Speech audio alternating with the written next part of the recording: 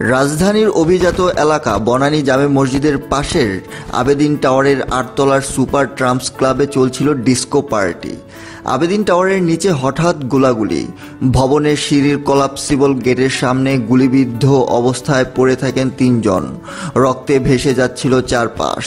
এলোপাতাড়ি গুলিবর্ষণে প্রকম্পিত হয়ে উঠে গোটা বনানী। ৮ তলার পার্টিতেও শুরু হয় হুলস্থুল। পার্টিতে আগত অসংখ্য নারী পুরুষ প্রাণ ভয়ে ছুটাছুটি শুরু করে। তারা পালানোর পথ খুঁজতে থাকে। উপুর হয়ে পড়ে থাকা একজনের দেহ যখন ঘোরানো হয় তখন পরিচিত মুখটি দেখে অনেকে আঁতকে উঠেন। অনেকেরই চেনা এই মুখ। তিনি ছিলেন সেই সময়ের বাংলা চলচ্চিত্রের জনপ্রিয় নায়ক সোহেল চৌধুরী।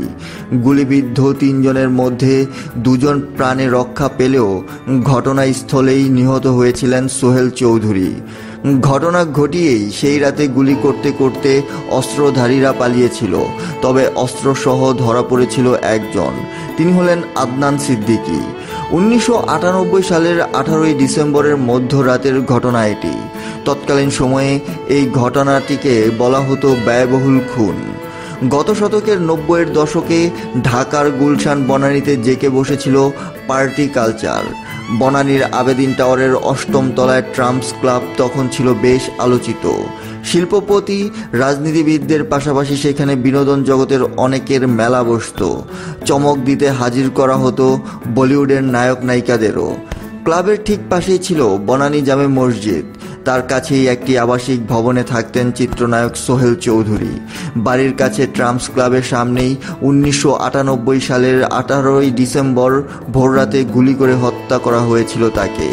এই হত্যা মামলার তদন্তে পুলিশ জানতে পারে মধ্যরাতে ট্রাম্পস ক্লাবে গান বাজনা বন্ধ করতে বনানী মসজিদ কমিটির কয়েকজনকে নিয়ে সেখানে গিয়েছিলেন সোহেল চৌধুরী, আর সেই কারণেই তাকে খুন হতে হয়েছিল। হত্যাকাণ্ডের ২৫ বছর পর গত বছর ৯ই মে ২০২৪ সালে ঢাকার আদালতের দেওয়া রায়ে ৩ জনকে যাবজ্জীবন সাজা দেওয়া হয়। তাদের একজন বিতর্কিত ব্যবসায়ী আজিজ মোহাম্মদ ভাই, আরেকজন ট্রাম্পস ক্লাবের মালিক আফাকুল ইসলাম ওরফে বান্টি ইসলাম। অন্যজন হলেন সেদিন হত্যাকাণ্ড ঘটিয়ে পালানোর সময় হাতে নাতে ধরা পড়া আদনান সিদ্দিকী। হত্যাকাণ্ডের পর আজিজ মোহাম্মদ ভাইকে গোয়েন্দা পুলিশ গ্রেফতার করলেও বেশি দিন কারাগারে রাখতে পারেনি। জামিনে মুক্তি পাওয়ার পর তিনি আর দেশেই নেই। এই হত্যাকাণ্ডে ভাড়াটে খুনি ব্যবহার হয়েছিল বলে গোয়েন্দাদের তদন্তে বেরিয়ে আসে।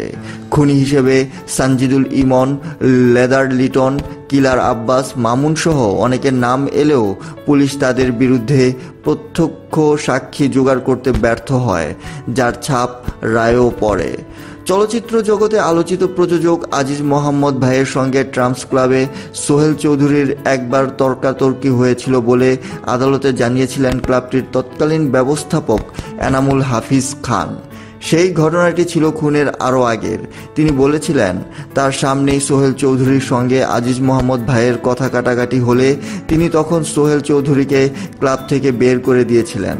তার কিছুদিন পর ঘটনার রাতে সোহেল চৌধুরী ২ দফায় ট্রাম্পস ক্লাবে গিয়েছিলেন। প্রথমবার রাত ৯টার দিকে ঢুকতে গিয়ে বাধা পেয়ে ফিরে আসেন।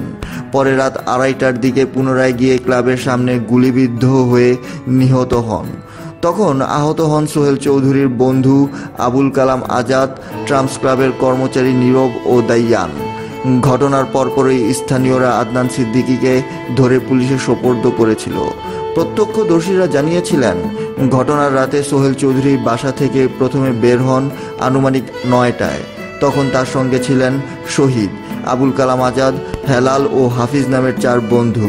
মধ্যরাতে তারা বাসায় ফিরে এসেছিলেন, ক্লাবে পার্টি হচ্ছে এমন খবরে আবার বের হন।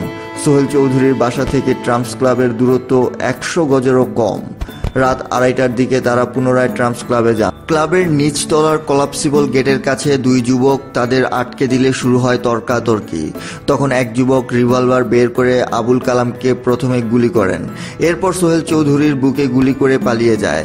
পরে জানা যায় সোহেল চৌধুরীকে হত্যা করে ৫-৬ জন প্রাইভেট কারে পালিয়ে যায়। আদনান সিদ্দিকী পালাতে না পেরে পাশের একটি ভবনে লুকাতে চেষ্টা করেন, তবে স্থানীয়রা তাকে ধরে পুলিশে দেয়। পুলিশের তদন্তে জানা যায় ২৪শে জুলাই রাতে সোহেল চৌধুরীর ও তার কয়েকজন বন্ধু সেই ক্লাবে যান। সেখানে বিতর্কিত ধনকুবের আজিজ মোহাম্মদ ভাইও ছিলেন।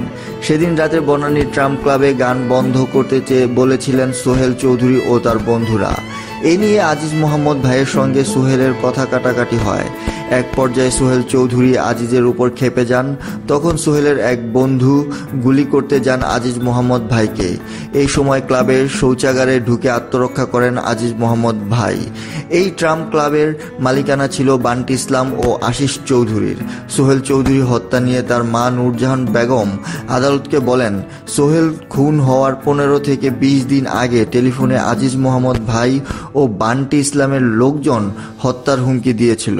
তারা বলেছিলেন সোহেলের মৃত্যুর দিন ঘনিয়ে এসেছে। এভাবেই ঝরে গিয়েছিল বাংলা সিনেমা থেকে একটি উজ্জ্বল নক্ষত্র।